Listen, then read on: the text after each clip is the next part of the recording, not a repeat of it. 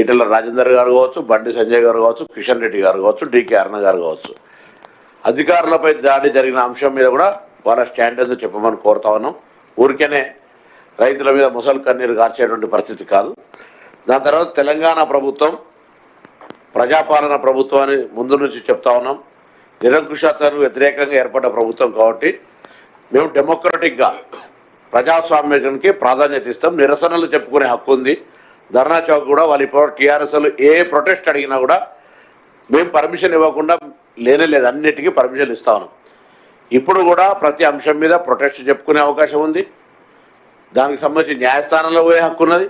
కానీ ఇదే సందర్భంలో గౌరవ ఉప ముఖ్యమంత్రి గారి ద్వారా రాష్ట్రంలో ఉన్నటువంటి పోలీసు అధికారులకు కూడా సూచన ఆదేశాలు, ఎక్కడైనా నిరసనలకు అవకాశం ఇవ్వండి, కానీ పరిధి దాటి చట్టాన్ని చేతిలోకి తీసుకుంటే చట్టం తన పని తను చేసుకొని పోయే విధంగా పోలీస్ అంటే కడక్ పోలీస్, ఫ్రెండ్లీ పోలీస్తో పాటుగా కడక్ పోలీస్ ఉండే విధంగా వ్యవహారం చేయాలి. ఇట్ మీన్స్ మేము డెమోక్రసీకి నియంతృత్వంగా ఆపేటువంటి ఆలోచన లేదు. కానీ చట్టం తన పని మీద మేము చట్టాన్ని చేతిలోకి తీసుకుంటామని కూడా చూస్తూ ఊరుకోవడానికి వీళ్ళదనే మాట కోరుతారు.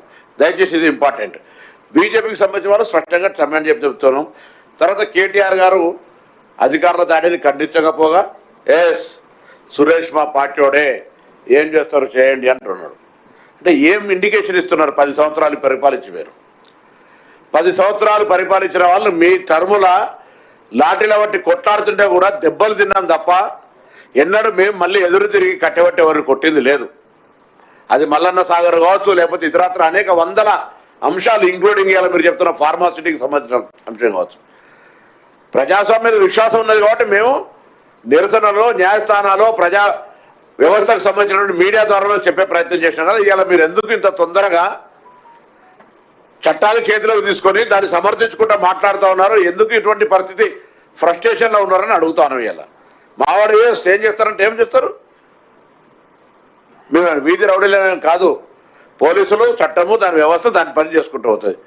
పైగా అరెస్టుల గురించి రైతుల మీద ముసలి కన్నీరు కారుతారు. వాళ్ళు ప్రొవోక్ చేసింది పోయి, దానికి సంబంధించి బాధ్యత వహించాల్సింది పోయి, ఇలా వాళ్ళు మాట్లాడుతున్నారు చర్చలు చేద్దాం. అరే ఒకవేళ ఆ కొడంగల్కి సంబంధించిన అక్కడ పెట్టేటువంటి పరిశ్రమకు సంబంధించి ఏదైనా అభ్యంతరం ఉంటే కేంద్రంలో అధికారంలో పార్టీ ఎంపీగా డికే అరుణ గారు రిప్రజెంట్ చేయాల్సిన అవసరం ఉండే. ఎన్నడూ అంశం గురించి మాట్లాడలే. ఇలా మాట్లాడి అధికారుల దాడిని వారు సమర్థించినట్టు మాట్లాడితే కేంద్రంలో డిఓపిటి అధికారులు ఇలా చేష్టలు గమనించి అధికారులు ఇటువంటి నాయకుల పట్ల డిఓపిటికి చెప్పాల్సిన అవసరం అక్కడ పడేటువంటి కేంద్ర ప్రభుత్వాలు చూసేటువంటి శాఖ వాళ్ళు గమనించాలి వీళ్ళ మాటల్ని. కాబట్టి ఒకటే అంశం, శాంతి పద్ధతులకు భంగం కలగనంతసేపు ఏ నిరసనలైనా